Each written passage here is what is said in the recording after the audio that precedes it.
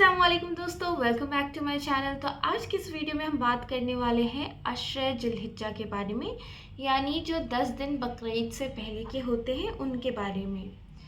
हमारे नबी हुज़ूर सल्लल्लाहु अलैहि वसल्लम ने फरमाया कि अल्लाह के नज़दीक इन 10 दिनों के में किए गए अमाल का मुकाबला कोई और दिन नहीं कर सकते। ये 10 दिनों में किए गए अमाल अल्लाह ताला को बहुत ही ज़्यादा पसंदीदा है और बहुत ही ज़्यादा महबूब है। तो इन 10 दिनों में कोशिश करिए कि आप बहुत सारी इबादत करिए, बहुत सारी कुरान की तिलावत करिए, अच्छे काम करिए। तो चलिए हम देखते हैं कि हम क्या क्या कर सकते हैं नेकियों को कमाने के लिए। तो पहला है बहुत सारा ज़िक्र करना, यानी तस्बीह पढ़ते रहना।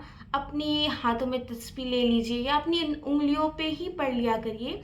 कुछ तस्बीह जो आपको याद हो वो पढ़ते रहा करिए। आप कंटिन्यूसली दिन में कुछ काम नहीं है तो पढ़ लिया, सोते टाइम पढ़ लिया थोड़ा सा। फिर दूसरी बात आती है नमाज की, यानी अपनी नमाज में पाबंदी लाना, यानी हर टाइम की नमाज टाइम पे पढ़िए। सारी नमाज़ों की सुन्नत के साथ साथ नफल भी पढ़िए, कोशिश करिए कि नफल भी आप अदा करें। और तीसरा मैं बोलूँगी कि जो नफल नमाज़ें होती हैं उनको पढ़िए।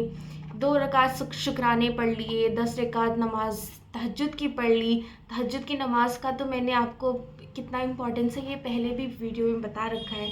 तो कोशिश करिए इन 10 दिनों में आप तहज्जुद की नमाज़ पढ़िए, क्योंकि तहज्जुद की नमाज में मांगी गई दुआ अल्लाह ताला फ़ौरन कबूल करते हैं। फिर चौथा पॉइंट है दुरूद शरीफ पढ़ना, यानी कसरत से दुरूद शरीफ पढ़िए। अपने नबी पे सलाम भेजिए, क्योंकि ये अल्लाह को भी बहुत महबूब है और इनका आमाल बहुत ज़्यादा मिलता है आपको। तो कोशिश करिए आप दिन में 100, 200, 1000 की तस्बीह पे दुरूद शरीफ पढ़ लिया करिए। फिर बात करते हैं कुरान की तिलावत की। कुरान पढ़िए, यानी अगर आपके पास टाइम नहीं है तो कुरान सुन लीजिए कहीं से, बट अगर टाइम है तो कुरान की तिलावत कर लीजिए। और कोशिश करिए कि तर्जुमे के साथ कुरान पढ़िए। मतलब अगर आपको बाकी दिनों में टाइम नहीं मिलता कि कुरान मैं तर्जुमे के साथ पढूं, तो इन दिनों में कोशिश करिए कि आप कुरान तर्जुमे के साथ शुरू करिए। और अगर आपको ये है कि नहीं मैं पढ़ नहीं सकता, तो ये सोच यूट्यूब पे जाके किसी भी एक मौलाना का जो तर्जुमे वाली कुरान अवेलेबल है वहाँ से पढ़ लीजिए। वो बाकायदा तर्जुमे के साथ आपको बताते हैं कि कुरान का तर्जुमा क्या है, किसका मतलब क्या है। फिर उसके बाद रोज़े रखिए। कोशिश करिए कि इन 10 दिनों में आप 1-2 रोज़े रख लीजिए। अगर नहीं हो पा रहा है तो एक ही सही जो 9th जिलहिज्जा होता है, 9वां जिलहिज्जा, उसमें कोशिश करिए कि वो रोज़ा आप रख लें। बाकी कोशिश करिए कि ये 10 दिनों में, पूरे 10 दिनों में आप रोज़े रखें। नहीं हो पा रहा तो वो एक तो ज़रूर रखिए। उसके बाद सदका दीजिए, यानी अगर आप देख रहे हो कोई गरीब है, कोई जिसके पास पैसे नहीं हैं, तो उनको आप सदका कर दीजिए, क्योंकि सदका का भी बहुत फ़ायदा है। सदका आपके अगर जान पे कोई मुसीबत आने वाली होती है तो उस चीज़ को भी रोक देता है। तो आप सोचिए कि अगर आप इन दिनों में सदका दे रहे हो और कुछ आपको होने वाला है, कुछ होने वाला था, तो सदका देने से वो बला भी टल जाती है। तो कोशिश करिए कि आप 1-2 लोगों को अपने जान का सदका दे दीजिए। और मैं बोलूँगी खिदमत करिए, यानी अगर आप देख रहे हैं कि किसी को कोई मदद चाहिए तो जाके वो मदद कर दीजिए। ये मत सोचिए कि मैं नहीं करूँगी या मैं नहीं करूँगा, मैं कर दूँगी तो मैं छोटी हो जाऊँगी, ऐसा बिल्कुल नहीं है। खिदमत करने का तो बहुत ही बड़ा सवाब है। तो आप कोशिश करिए कि किसी की खिदमत कर दीजिए। कोई बुज़ुर्ग आप देख रहे हैं रोड क्रॉस कर रहा है तो उनको पकड़ के रोड क्रॉस करा दीजिए।